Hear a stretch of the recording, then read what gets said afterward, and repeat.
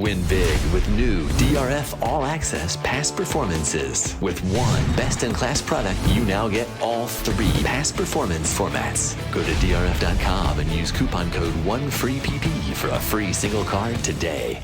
Race number 11 on Saturday at Belmont at the Big A is the Grade 2 Pilgrim. This one is for 2-year-olds going long on the turf. I'm Gino Buccola alongside David Aragona. Let's jump in and take a look at the field for race 11. Make sure you subscribe to the YouTube channel below. That does a big job helping us out and getting the video spread all around. David, here is the field for race number 11. I love these lightly raced 2-year-olds going long on the turf. I think a lot of times as handicappers, we may be able to find things in some of these races. Horses are bred well. Sometimes the speed figures for horses early on in the year going long on the grass can just be a little bit muddled. I thought there were some impressive horses in this race and some that I was really intrigued by making their next start on Saturday. Anything jump out at you as we look at the field? Yeah, it's pretty easy to find something to like about every one of these 8 runners entered for the Pilgrim, but it is pretty clear that the horse to beat is the number 4 Zulu Kingdom. Up until this point, he's just run faster than everybody else. That 80 Beyer speed figure that he earned in the With Anticipation kind of sticks out in this race among the other speed figures that the rest of the field has earned. But as you were suggesting, these are 2-year-olds and they can improve a lot from one start to the next, especially heading into the fall. Let's see what our friends at Timeform US think with the pace projector with a fully authorized up front. That doesn't surprise me because most of these horses, what we saw, and just keep in mind, they've only had 1 or 2 starts. They haven't been all that fast early on. So while tactics can change, the one who seems to be naturally the quickest is probably fully authorized. Yeah, and he was pretty aggressive last time, only didn't make the front end because a stablemate of his just set some unreasonable fractions running off on the lead ahead of this horse. This runner was actually well ahead of the rest of the field, stalking in second place that day. And if you look at some of the Timeform US pace figures for that race, they were off the charts. So he definitely is fast enough to make the front. We'll see what the number 1 Noble Confessor does trying the turf for the first time. Let's meet the field for the Pilgrim. We have a couple maidens down to the inside. First up, it is Noble Confessor, who has raced twice, both on the dirt. We'll try the turf for the first time. The dam is 1 for 5 on the grass. She won sprinting at 5 furlongs. Did race a couple nice groups. In the debut, there were 3 next out winners. And then in the second start, lost to a horse that I believe is pointing to the breeder's futurity at Keeneland next time out. So while he's faced tough company, he'll have to step foot on the turf course for the first time. He'll have to get to the winner's circle for the first time. Yeah, I was interested in this horse coming out of his last race, not knowing where they were going to run him because he was against a bit of a track bias at Saratoga. It felt like the rail got very good, especially late in the day on August 29th, and he was wide against the track. So I think you could be a little forgiving of that performance. And when he lost as the favorite, he does have turf pedigree. Quality Road is a very versatile influence. And if you dive into the Dams family, the Dam by Noble Mission, well, she's a half sister to some very nice turf horses. Sweet Melania, stakes winner on the turf. Sweet Rebecca, stakes winner on the turf. So it is a pretty good turf family. And Todd Pletcher, when you look at some stats, he does well with this move. 2-year-old, first-time turf in stakes races. He's only 2 for 7, but 5 for 7 in the exacta. So I won't be surprised if the Noble Confessor runs well here. The number 2 Flying Mohawk will be making his 3rd career start. He debuted at Saratoga and then took a nice step forward in his second start at Kentucky Downs when he finished second. He'll be happy that he won't have to see Warlander in this race, who has been in front of him in both of his starts. I thought he finished pretty well. He was second. He was 3+ lengths clear of the 3rd place finisher that day. And so while he's still a maiden, based on speed figures, he's not far off of competing with this group, David. Yeah, I guess it depends on how strong of a horse you think Warlander is. This horse definitely fits on the figs. The 75 Beyer he got last time, I think, is the 2nd highest number in this race. I wanted to see a little more finish from him in both races. It kind of seemed like he just settled for second last time. So he's got to show that late push that I think we've seen from others, that acceleration through the lane that maybe wasn't apparent at Kentucky Downs last time. But he's a horse that I said at 6-1 in the morning line, and I'm not going to be surprised if he drifts up a little from there. Without Caution, the number 3 had an unprepared start on August the 29th at Saratoga. He was back to last, about 6 lengths off, kind of settled in the 2 path, and was just a little bit flat late after that start. Really didn't have much of a chance. Without Caution, though, was a debut winner and was a nice debut winner for Cherie DeVaux, who had a strong meet at Saratoga. How does he fit in here? His debut was a solid effort. In retrospect, maybe it wasn't as good as it looked at the time. The race came up reasonably fast, but not necessarily faster than anybody else in here who's broken their maidens. And his with anticipation was pretty disappointing. I guess you have to determine how much you think that stumble at the start rattled him, because it was a significant. I mean, he did take a stutter step and get bumped a little bit, so it seemed like maybe that just knocked him off his game. But he really had nothing to offer thereafter. And going back to watch that debut again, he really got a great trip that day. So we'll see if he can take that step forward.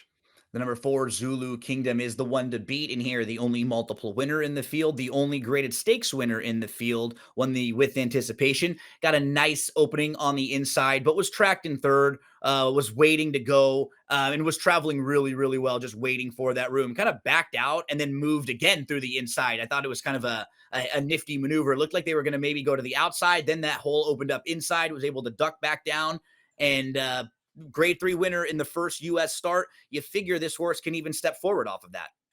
Yeah, clearly this horse has done nothing wrong so far. He just overlaid his competition when he made his debut in France, apparently a private purchase since then, and making the U.S. debut for Chad Brown certainly made a favorable impression. I think the horse that he defeated on the wire there, Tenacious Leader, who is not back in this race, feels like a pretty talented runner who was trying the turf first time for Todd Pletcher that day, and the two of them opened up 3 lengths on the rest of the field. So that seemed like it was a legitimate race. It came up faster than the maiden races that all of the others are coming out of. So he is definitely the horse to beat.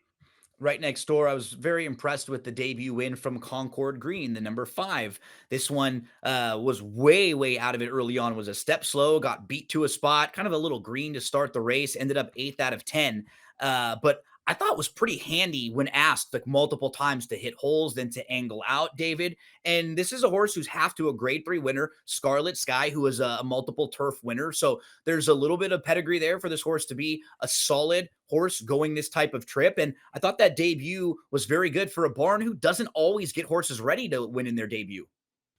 Yeah, it was an excellent ride from Dylan Davis, who gave a lot of great rides on the turf during this recent Saratoga meet. The trip, though, really did ultimately work out for this horse. And what you say is true. You need the horse to go through those holes and make the trip for the jock that the jockey is trying to orchestrate for the horse. But the pace worked out for him as well. Looking at some of the time from US pace figures for this race, they're color coded in red. Just watching the flow of the race, it really did fall apart towards the end. Also, this was a week on the inner turf course where I think Saving Ground really enhanced horse performances, and he rode the rails around the turns. So I liked it more when I initially watched it, and going back to kind of think about some of the circumstances that produced that performance, I didn't like it as much in retrospect. But as you said, Shug McGahee can get these horses to improve over time.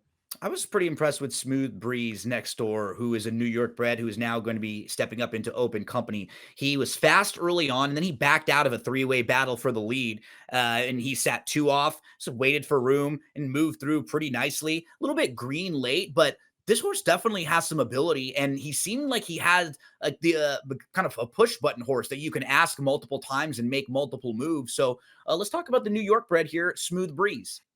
Yeah, one of the things I liked about him was, as you said, he showed that gate speed last time, and I think they're going to have the option to get a little more forward in this race than he was in the last start if he does break sharply again from this post towards the outside, because it's not like there's a clear pace scenario in this race where there's a confirmed front runner. Really, anything but that. Nobody in this race has won on the lead, so we'll see what they decide to do with Smooth Breeze. But the part of his debut that really impressed me was when they finally got him outside of the horse that he was trying to run down, Deemer, and the turnover to his stride just really increased. The frequency of his legs coming across the wire, it just seemed like he was finally hitting his best stride just at the moment they hit the finish. And when you watch the gallop out, he really opened up on that field, running into the clubhouse turn. Just feels like this might be a better effort than the speed figure suggests it was. And with him coming out of a New York bred race against what you assume is inferior competition, I think he's going to get somewhat overlooked in here.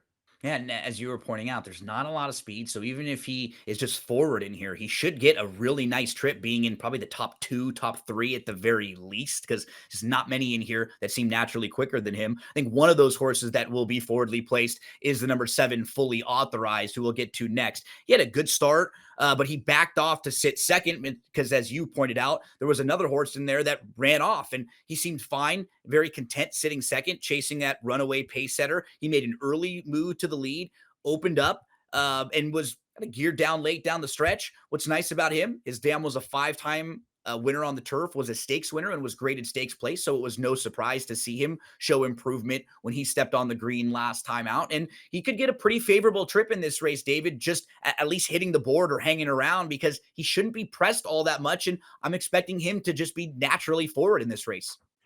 Yeah, I was impressed with the way this horse survived that fast pace on debut, and he opened up a large margin on the field past the 8th pole. And maybe he was geared down a little bit. Maybe he was just really tired at the end from making that early move and chasing those fast fractions of his stablemate, because the runner-up followed the trend, who I think was a first-time start for Chad Brown, had a little traffic and was really flying at this horse late, but still, I thought fully authorized, ran the best race that day. There's no buyer speed figure assigned to the race. The Timeform US speed figure is a 91, which kind of puts him in line with the other maiden breakers, but tough fig to make, which is why there's no buyer, because I think the fast pace kind of caused everyone to run a little faster than maybe you would believe based on their prior form. So this horse is going to get a bit of a class test here. When there's races like that as a gambler and a handicapper, I never know what to do in the next race, because those races are run so different than others that sometimes they're like outlier races that you have to kind of treat individually, with horses that get a perfect trip, kind of fall into the way that the race is shaping up. So they're always tough to get a gauge for coming out of races like that just are run a little bit different. Let's round out the field, David, with early adopter here. This one for Chad Brown was pretty impressive in that debut on August the 31st. Took back so not to be wide, got over to the rail. It was a pretty handy move early on. And then when asked to angle out, was wide, but was full of run late and able to get up here. And, pretty impressive first time out of the box going long to win like this and make some multiple moves. Yeah, I don't know about the quality of the field that he was beating. I think we'll get a bit of a clue, because the horse that was 5th in this race is coming back, I believe, on the first race of the day on Saturday to make his second start. So we'll see how that horse does. But early adopter, as you said, he was just professional, got a good trip, finished off the race the way that you want to see. And he's got some nice pedigree. The Dam was a really good horse in Europe. She actually was Group 1 placed, going as far as 1.5 miles. So I think even more distance down the line is not going to bother early adopter. And I was looking up some stats for Chad Brown and Formulator and found this very impressive statistic. Over the past 5 years, 2-year-olds that won their debuts coming back in their second starts, not only is he 10 for 34, which is kind of what you expect for Chad Brown, 29%, $2.53 ROI, but the 29 of those 34 starters hit the board. I mean, that's 10 remarkable. more seconds and 9 more thirds. They just all seem to run well. So I think you do have to respect early adopter, and he's going to be a better price than his stablemate. Yeah, and that's not a bad ROI for the way that the Brown horses get bet. You'd imagine a lot of these horses are going to get played just off their connections alone. David, it's the moment of truth. Let's take a look at how we've put the selections up for this race. You're going to take a little swing with Smooth Breeze, and I like taking swings in 2-year-old races like this, because sometimes people will look at the speed figures. They're a little lighter for horses, but when we watched visually, that horse was extremely impressive and might be able to get a tactical advantage on some of these. Yeah, I'd like to find horses like this in races where there are others that have run some faster numbers, but I saw some things in the replay of Smooth Breeze's debut that make me think that there might be a little bit more there than the bare speed figure would suggest. So I put him on top looking for some value. I do think early adopter is going to run well, and I respect Zulu Kingdom, but he's just going to be a short price with that exposed form. 6-8-4-1 for David. I mentioned Concord Green, who I thought was very impressive in that debut win. I'll go 5-4-7-2. A little bit of differences in opinion for us in the grade 2 Pilgrim, but however you're playing race 11 on Saturday, we wish you the best of luck. Hey buddy, let me tell you something. If you really enjoyed this great content, just click the like and subscribe button right here. And if you enjoy the race of the day, stakes previews and lots more starring me, please click right here. You're not gonna regret it.